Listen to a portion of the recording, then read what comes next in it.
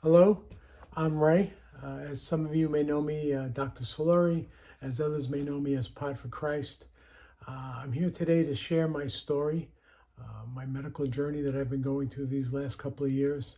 And as the title of the video says, I want you to understand that not all muscle twitching is ALS, to try to help you relieve some of your anxiety about that.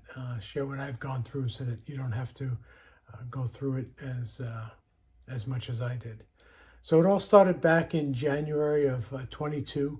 My right calf muscle started twitching, and it didn't really seem like much at first, but it got a little bit painful, and not even so much painful as the muscle started to atrophy.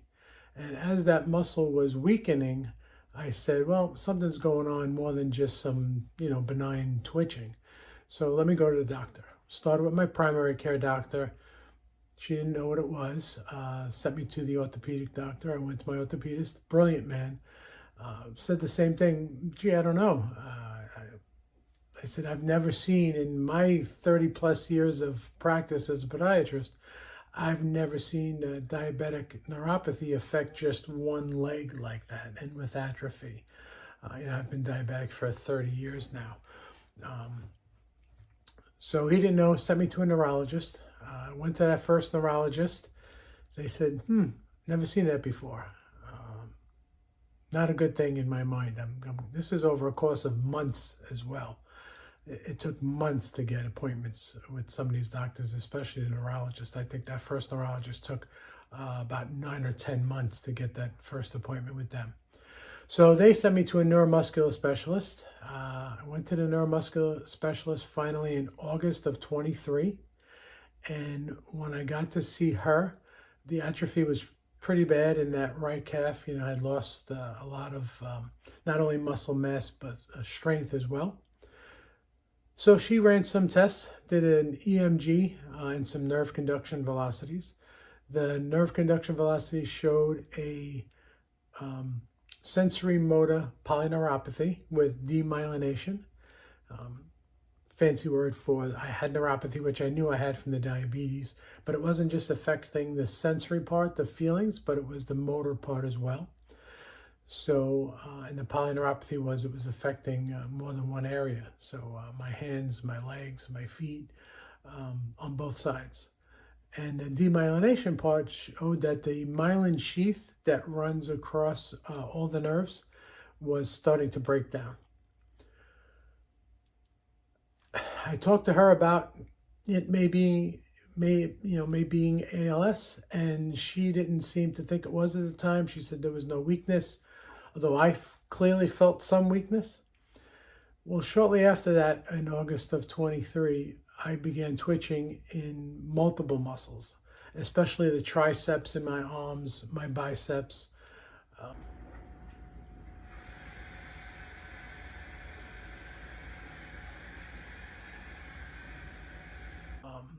In my rib cage, on my left leg, it started very badly. It started to progress up into my thighs, and the muscle wasting was incredible. I went from 190 pounds down to 169 pounds within 2 months.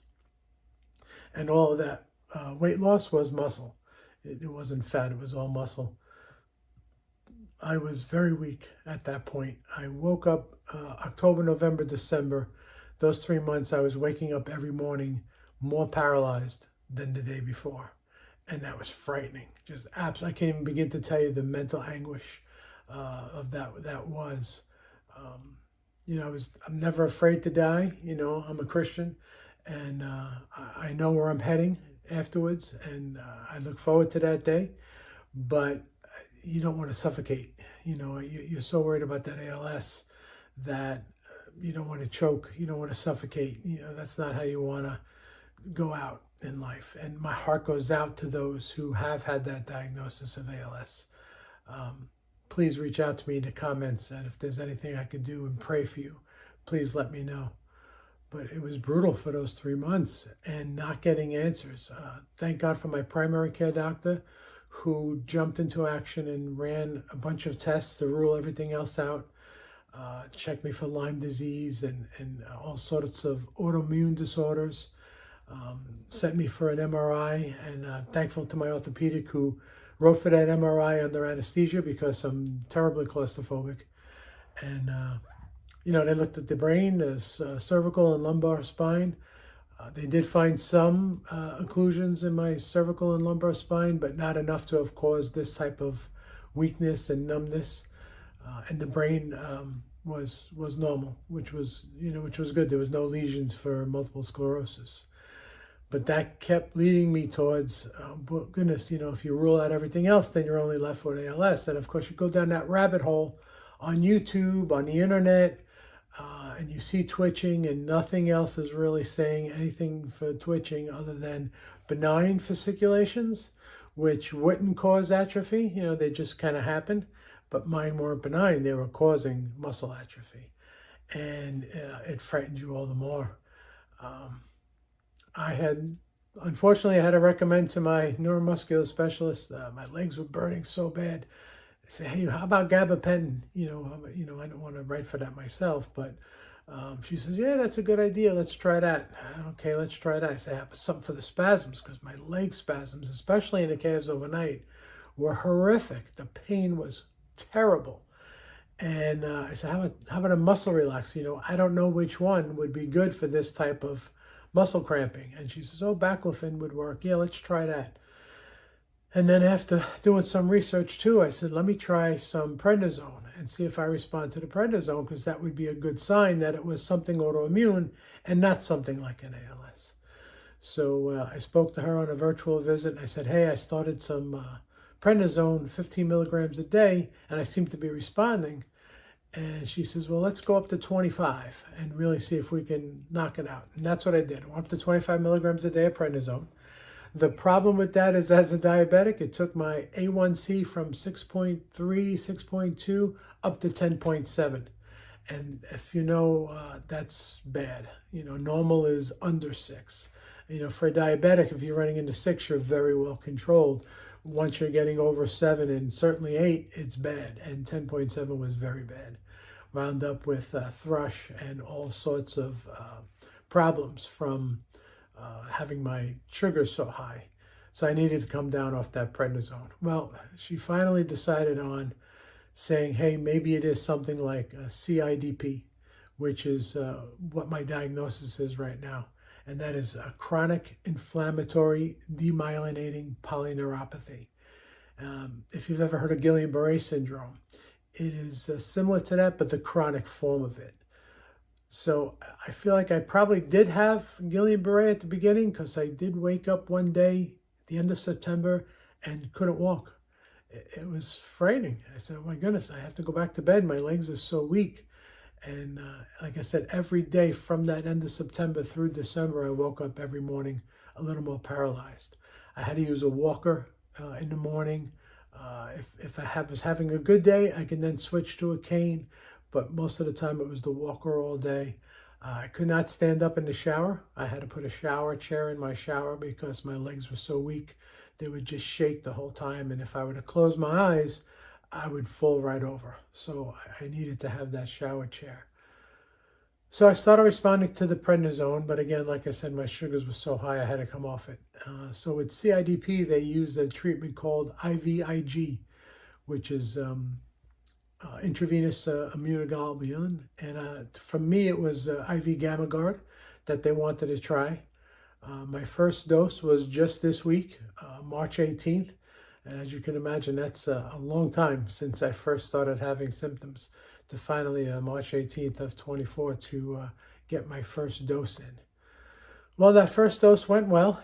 Thankfully, didn't have too many side effects that day. Did get some overwhelming fatigue the next day. And then today, this is day 2 after the infusion. And very fatigued again. Woke up this morning as if a truck hit me. So again, the purpose of my video here is to alleviate your anxiety. If you do have muscle twitching, please don't assume the worst. It's a very rare disease, ALS. Although it is a possibility in the differential diagnosis, there are many other things that it can be. be your own advocate. Talk to your doctors. If they're not doing enough, go get another opinion. Speak to your primary doctor. Speak to your specialists. And like I said, get another opinion from a different neurologist or a different neuromuscular specialist. And, look at YouTube videos like this. Talk to people you know. If anybody knows anyone who has something like this, it's not necessarily the worst case scenario, which is always where my mind tends to go. So I have a long road ahead of me. I've been out of work. I'm a Disney cast member. I've been out of work since October 11th of 23. And like I said, this is today's March 20th of 24. So it's been a rough go. I've got a long road ahead of me. I'm hoping these infusions are going to happen for me once every 4 weeks. And I'm hoping that after a few of these infusions, maybe another 2-3 months, that I'll be able to get back to work and get back to somewhat of a normal life. My fine motor skills are shot too. That's something that's always been bothering me, to think I only retired from my podiatry practice in August of 2022. And earlier, I was a surgeon and my hands were great. I mean, I don't mean to pat myself on the back, but I was a very good surgeon. And to have my fine motor skills deteriorate to the point where I have difficulty even picking up a knife and fork when I go to eat, or counting money, or anything that, uses your hands like that. It's kind of heartbreaking. But again, I'm very hopeful. I'm so thankful for all those who have been praying for me. My local church here, Cornerstone Church in Davenport, Pastor Joel, and all the pastors and my fellow deacons, everyone who's been praying for me. God bless you. Thank you so much. My good friend Scott Caesar with Men's Discipleship Network sent out my prayer request to all the men. So people around, not only the country, but around the world, have been praying for me. And to all my friends and family who I've shared with so far, I truly appreciate your prayers. God is good.